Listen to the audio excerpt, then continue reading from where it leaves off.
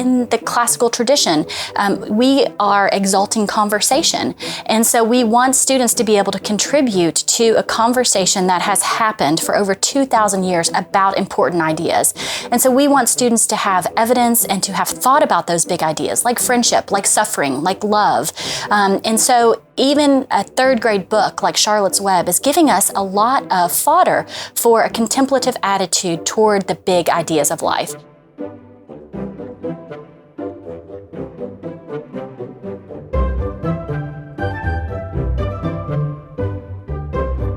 We're doing something different starting in third grade. We're approaching literature in a different way. So Lee, can you tell me about that? What are we doing here? Sure. So we've talked previously about how we sort of prepare the student from phonics, with phonics and read alouds and literature to come to a place where they are prepared for just the novels themselves, which we consider our literature, the component of the curriculum. And so starting in grammar school, phonics has passed away and the student is now just a student of literature. And so beginning in third grade, we want to prepare the student to have a contemplative attitude toward the literature. So I have said previously that, we want to train students that finishing a book, that completing a book is not the same thing as even comprehending a book. And then comprehension is not even the goal. Then beyond comprehension, we want them to contemplate a book and hopefully from that contemplation, come to a place of joy and delight in that book. And so training the student to contemplate ideas, to contemplate themes, to think about their books and the meaning of those books deeply is really one of the foundational approaches to our third grade literature. Yeah. So we want to instill in students an appreciation for contemplation. And the reason that we're doing that is because in the classical tradition, we are exalting conversation. And so we want students to be able to contribute to a conversation that has happened for over 2,000 years about important ideas. And so we want students to have evidence and to have thought about those big ideas, like friendship, like suffering, like love. And so even a third grade book like Charlotte's Web is giving us a lot of fodder for a contemplative attitude toward the big ideas of life. So we start all of our books in the grammar school and all the way through the upper school with what we call essential questions. And so an essential question might be, what is a true friend? Or what is the relationship between freedom and responsibility? And so we have given these questions to our teachers so that the students can think about not just the narrative arc of the story, not just the setting, not just the characters, not just the details, but these bigger ideas that the student will collect throughout their entire classical education so that they are better prepared to contribute to the great conversation of the classical tradition.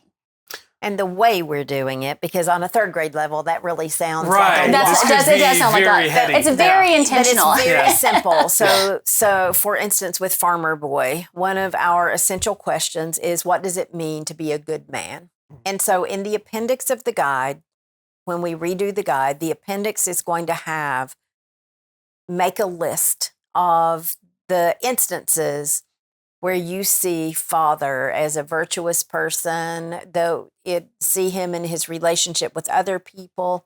What makes father a good man? So we're pointing to one specific character, and we're going all throughout the book. We're training students to be looking for that. And we say in the enrichment, add to your list, which is a clue. There's something in this chapter that tells you something about father that would represent being a good man or a virtuous man. And so we've made it we're not doing anything else with those lists.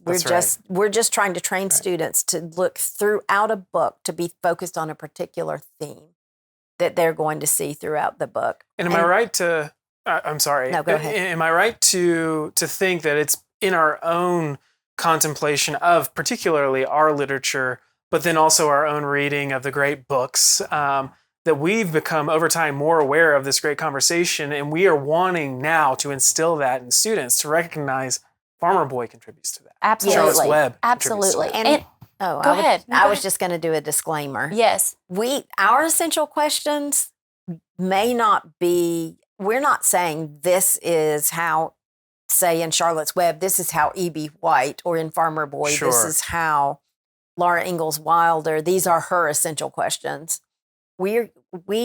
these are just the things that we have in our reading and study come up with that we feel like would be good things for students to concentrate Yes. on. And connected with our curriculum specifically. Yes. So looking at our curriculum from the top down, we can see these themes all the way through. So we're picking out the themes that we know That's are going to right. be These are touchstones. yes, that we'll yes, come back to. exalted throughout the entire curriculum. But, of course, our audience might find different things, or, other ideas or themes might resonate with, each reader. And that's absolutely the experience intended for literature. But, and this also, I want to address this as well. People, are constantly talking about writing.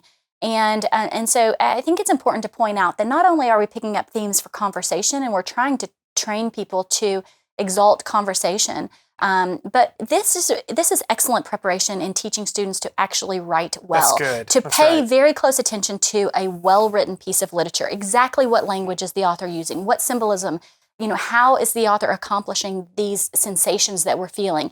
And so a close reading of a book, helps us appreciate what it is to be a great writer, and what quotes are going to resonate with us that we can bring up again and again and again, that sort of live in our hearts, and they may come back 5 years later. They may, when reading Anna Karenina, I was thinking of Farmer Boy. It was years before. That's right. But so paying attention to the details helps us not only be great readers, but this is really how we prepare to be great writers as well. So collecting a theme, beginning in 3rd grade, just a list teaches a student, if I had to write an essay about what it means to be a good father, I need to have a thesis sentence, I need to collect evidence, and here's my evidence just in these little bullet points. And so, it's a real dual purpose, and people are so concerned about writing, but being a good reader is the first step to being a good writer. That's right.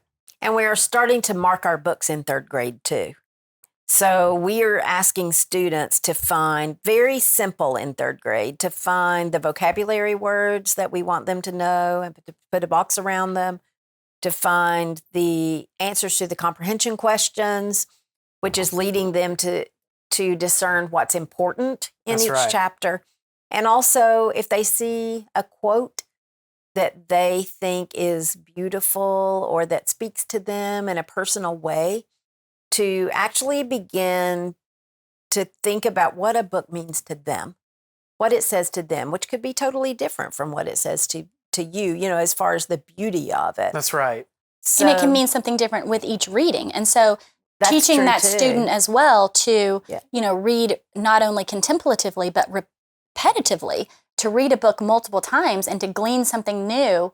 This again it shows appreciation for the great tradition, as we don't, these books that have lived forever are read multiple times by individuals, but they're read repetitively throughout the generations. Mm-hmm. And so just the appreciation that this needs to be revisited is a humility and a gratitude, I think, that we can instill That's right. in our young readers. That's right. That's the goal.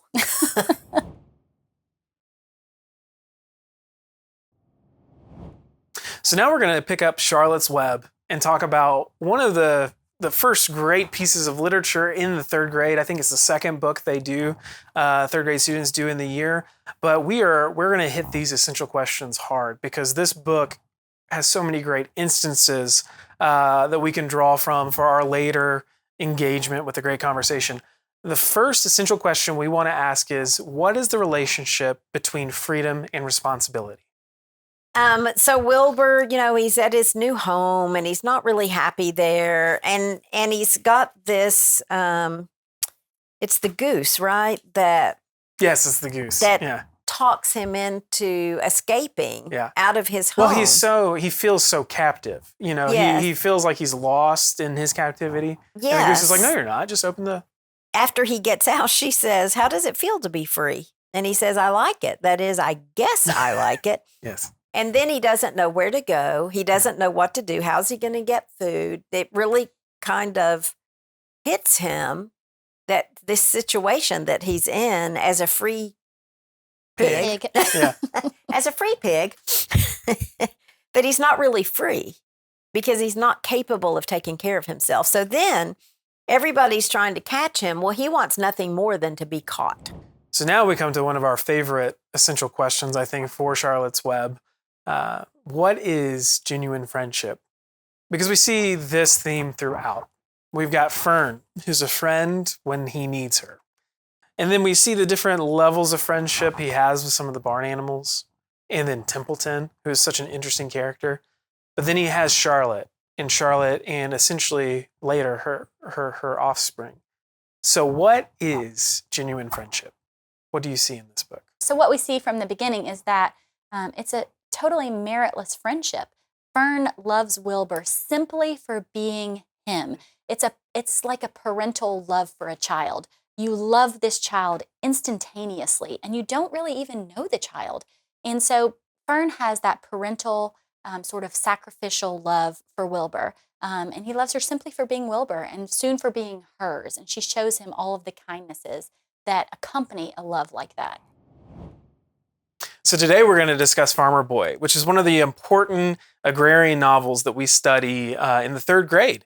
And so here we're going to look at the life of a farmer and all of its seasonality. And we've seen some of that before in something like The Oxcart Man or Prairie School or Little House in the Big Woods.